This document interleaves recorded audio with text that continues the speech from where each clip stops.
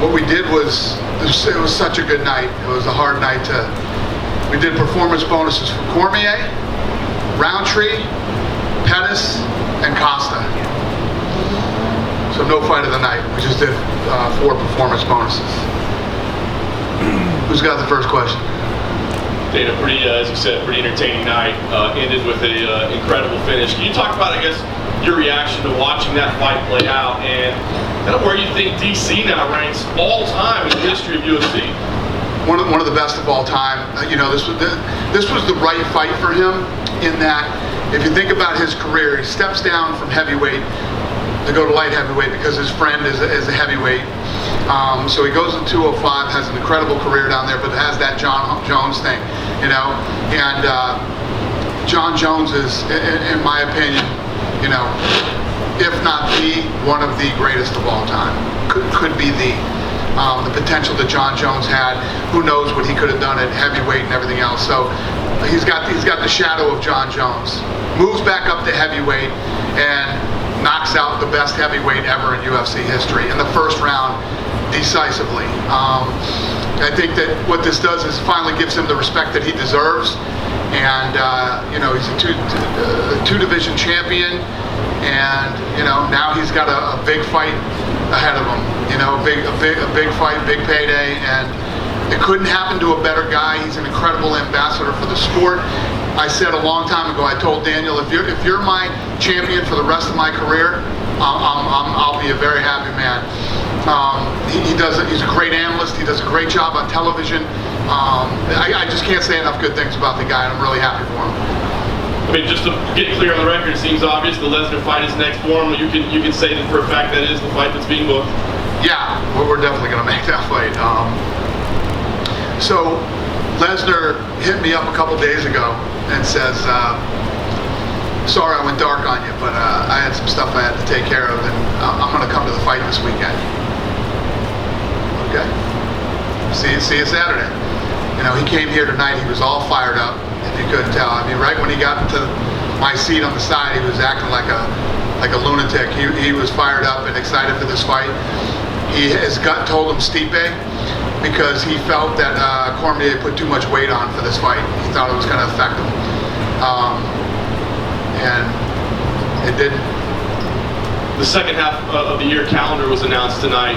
Is there a date on that calendar that makes sense for this fight? I don't know right now.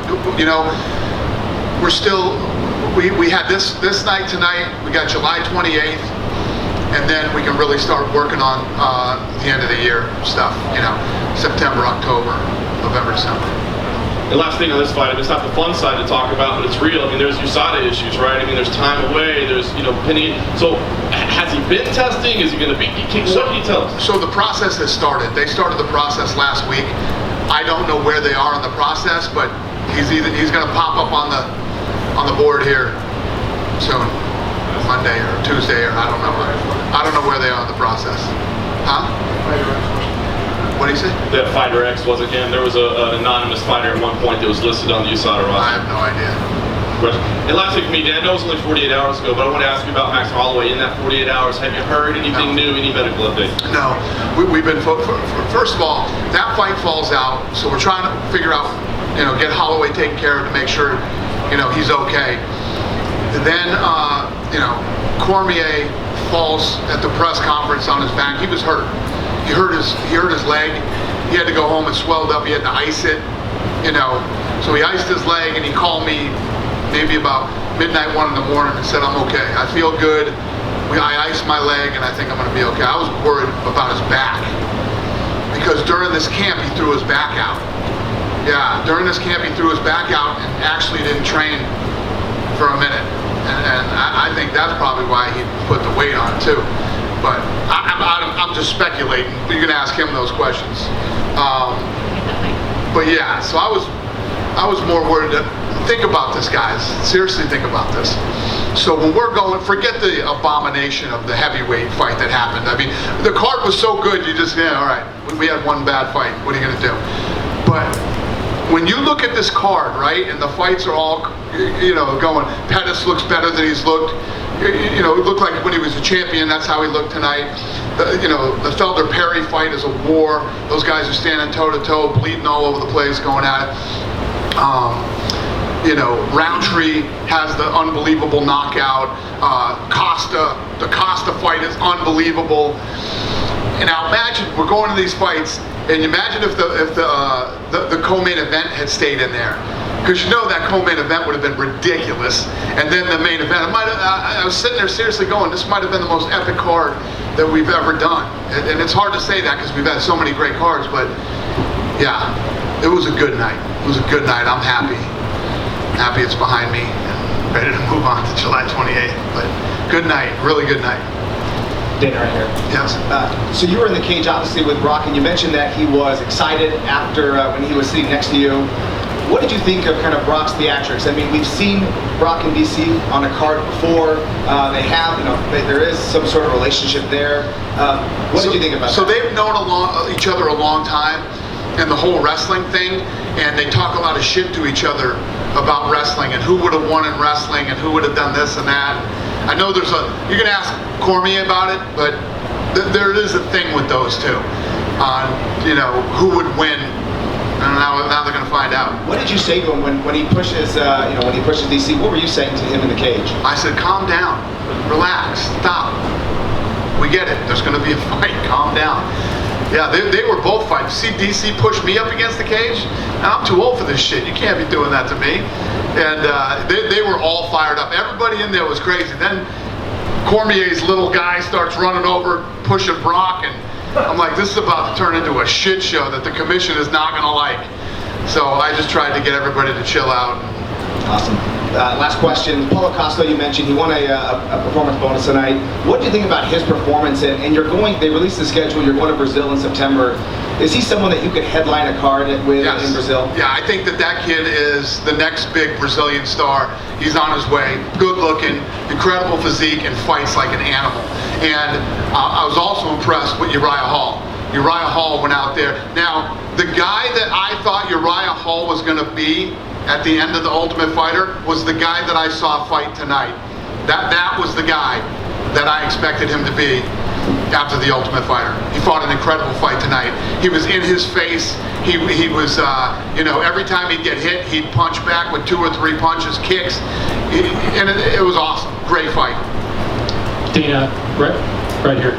Obviously a tough result for Stipe, but you mentioned that, you know, his accomplishments. How would you best encapsulate his last 2.5 years about and what he's done for the heavyweight division? Yeah, you know, what he's done has been unbelievable. He broke the record, and in this fight, when that fight started, you know, these guys went right at each other. They stood in each other's face. Both guys kept pressing forward. Nobody was running, staying away. These guys went in and went toe to toe. Both getting hit with big shots. And it was all, you know, when you want to see a great heavyweight championship fight with what was on the line for both guys tonight, you couldn't have wrote it any better than how they fought. Both of them fought an incredible. I thought that fight was great. What about his 2.5-year run? Stipe's 2.5 years, yeah, awesome. And Stipe's not done yet. Stipe's one of the best in the world, and he'll be back. Dana, do you feel like going into the fight, it might have been better for you had Stipe won the fight? Just, you know, you look long term, he's going to be around where DC has a date that he's going to retire, and yet we say that before the fight, and now after that epic event, you know, here we're talking about a massive pay-per-view that is going to be one of the biggest you've ever done. And, you know, the kind of change it so quickly was amazing. Yeah, when we go into fights like this, the old me, over 13 years ago, used to go, oh my God, we need this guy to win, and we need that guy to win. I don't even think like that. None of that stuff even crosses my mind. Because you can't get, this sport's so crazy, you don't know who's going to win and who's not going to win. I thought Saki was going to be the next big, you know, I thought he was going to be the next big thing. You don't know. Anything can happen. And one thing that I've learned over the years is however it plays out is the way that it was meant to play out, and then we just go from there.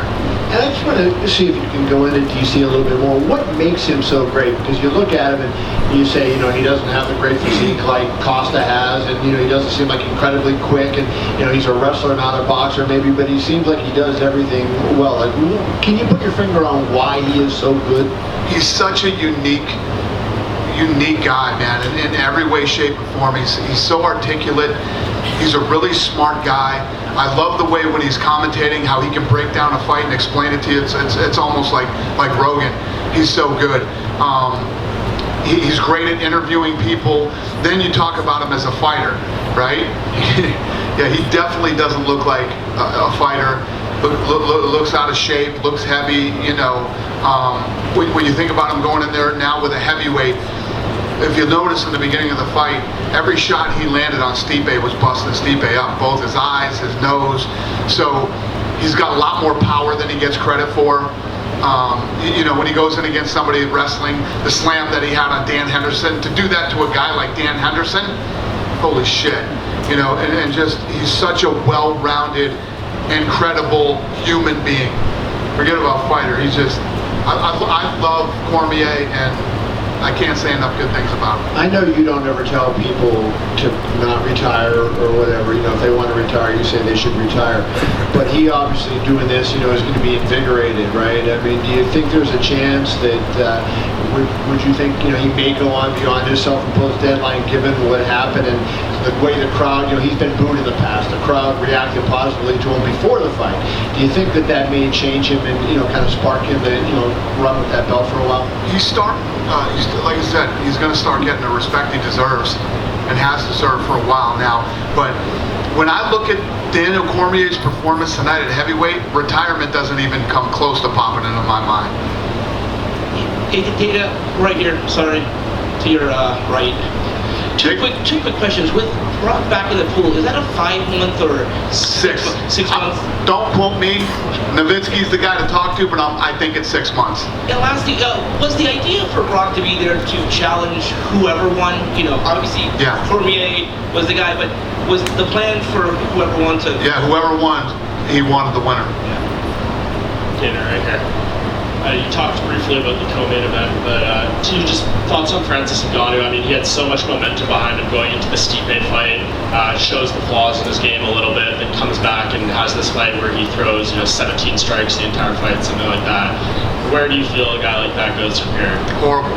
I think that he had a pretty quick rise here, and obviously the fight over Alistar Overeem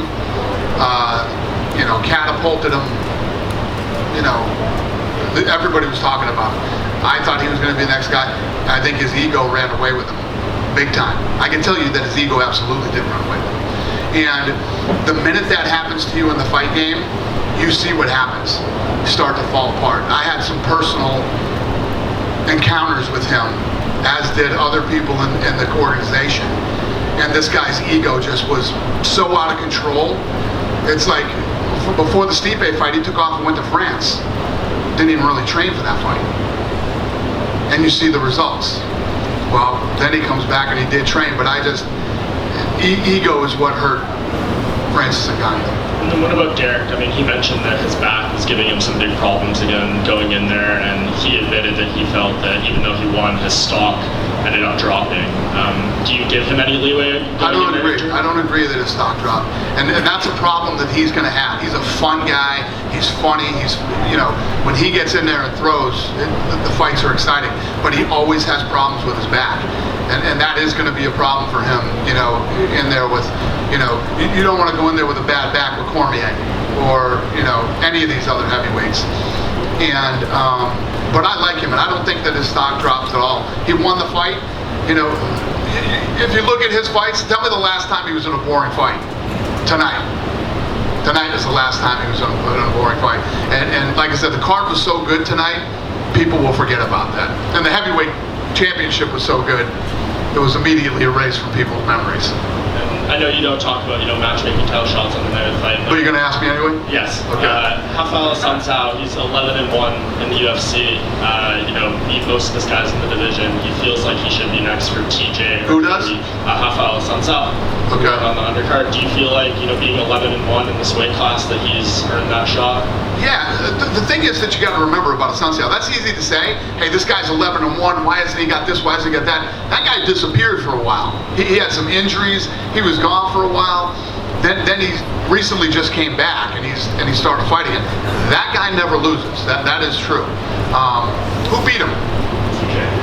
TJ. Yeah. No, he's a stud. Now he's gotten a little more consistency, and yeah, we'll see what happens. Mike sort of asked my first two questions, but I am from Calgary. You've mentioned July 28th a couple times, so I'm excited. That's a Fox card, not a pay-per-view, but you are really circling that one as sort of the next big one.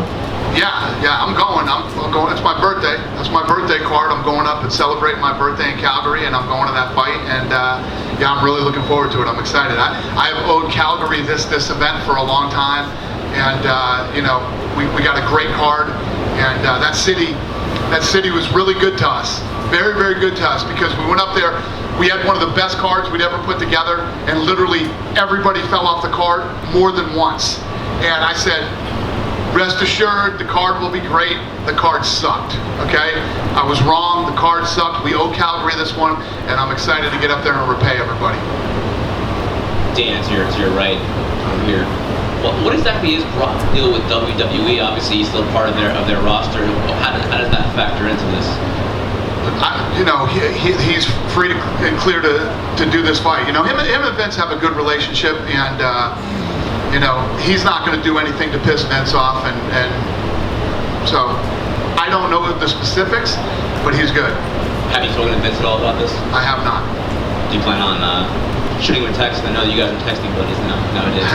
No, probably not. These guys are aware. He lets him know what's going on, and he's in the loop. Brock is coming off the no contest, which got overturned against Hunt. How do you feel like he deserves a title shot in this situation? I know some people will probably give you guys some criticism for that. Yeah, listen, people are going to criticize us no matter what we do. But Brock came in, he popped for that thing, but he beat Mark Hunt, who was one of the top guys, a former world champion, and it's a fight that people want to see. And it's definitely a fight that Cormier wants. Cormier wants that fight. And I guarantee if Stipe won, Stipe would have wanted that fight too. And just for clarification, he does still have about 6 months left on his suspension, so this couldn't really happen until, I guess, around January, I would imagine, right? So maybe I got to talk to Cormier. We haven't talked about any of this stuff yet, but we will. We'll talk this week about the 2 belts. What do you want to do? This and that. Maybe he defends his light heavyweight. Yeah, exactly. He just said he wants to. You let him do that? He said? Yeah, apparently he's on evidence one says he wants to defend it to a 5 title before he fights Brock. There we go. He's the guy I would let do that. Dana, right here. You mentioned some Saki earlier on. Where does he go from here, considering now he's 1-2 and he's coming off that first-round knockout loss? Yeah, I don't know. I like the kid. He's fun to watch fight. We'll see what's next. I'll get him another fight. And with DC now heavyweight champion, he's facing Brock next year. Does that make the Vulcan Gustafsson fight possibly for an interim title fight if that fight's coming way far down the line? No, I wouldn't make that an interim fight. The heavyweight champion is ready to go, and he's got to defend his other title. No. Dana, over to your right front. Hey, we didn't get to hear from you after the fights last night. Israel Adesanya put in a spectacular performance to beat Brett Tavares. Just wondered if you could give us your view on his potential in the UFC. I agree. Incredible. The kid looks great. First fight against a real. I wanted to see how he could defend Brett Tavares' takedowns, and he did a great job.